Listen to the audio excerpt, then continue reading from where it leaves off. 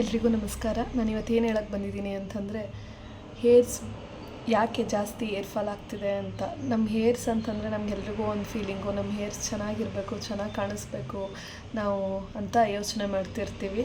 So ಈ air ಜಾಸ್ತಿ ಇವಾಗ ಏರ್ ಫಾಲ್ ಆಗ್ತಿರೋದು, ತುಂಬ ಜನ ಜೆಂಟ್ಸಿಗೆ ಏರ್ ಫಾಲ್ ಜಾಸ್ತಿ ಆಗಿದೆ. ಯಾಕೆ ಅಂತಂದರೆ ಹೆಲ್ಮೆಟ್ ಯೂಸ್ ಮಾಡ್ತಾರೆ, ತುಂಬ ಗಾಡಿ ಓಡಿಸ್ತಿರ್ತಾರೆ, ಅವ್ರ ಕೆಲಸನೇ ಪಾಪ ಅದಾಗಿರುತ್ತೆ. ಸೊ ಅವಾಗ ಅವ್ರು ಹೆಲ್ಮೆಟ್ ಯೂಸ್ ಮಾಡಲೇಬೇಕು, ವಿತೌಟ್ ಹೆಲ್ಮೆಟ್ ಹೋಗಬಾರ್ದು ಎಲ್ಲೂ. ಬಟ್ ಏನು ಅಂತಂದರೆ ಹೆಲ್ಮೆಟ್ನ ಒಳ್ಳೆ ಹೆಲ್ಮೆಟ್ ಯೂಸ್ ಮಾಡಲಿಲ್ಲ ಅಂತಂದರೆ ಅಲ್ಲಿ ಒಳಗಡೆ ಹಾಕಿರ್ತಕ್ಕಂಥ ಹೆಲ್ಮೆಟ್ ಮಾಡೋದಕ್ಕೆ ಹಾಕಿರ್ತಕ್ಕಂಥ ಇದೆಲ್ಲ ಇರುತ್ತಲ್ಲ ನೋಡಿ, ಇದು ಒಳ್ಳೆ ಕ್ವಾಲಿಟಿದಾಗಿರಲ್ಲ. ಅಂತಂದರೆ ಹಾಕೋದು ಒಂದು 2-3 ನಿಮಿಷಕ್ಕೆಲ್ಲ ಬೆವರು ಬರೋಕ್ಕೆ ಸ್ಟಾರ್ಟ್ ಆಗುತ್ತೆ. ಆ ಬೆವರು ಇರಿಟೇಷನ್ ಆಗಿ ತಲೆನೋವು ಬಂದ್ಬಿಡುತ್ತೆ.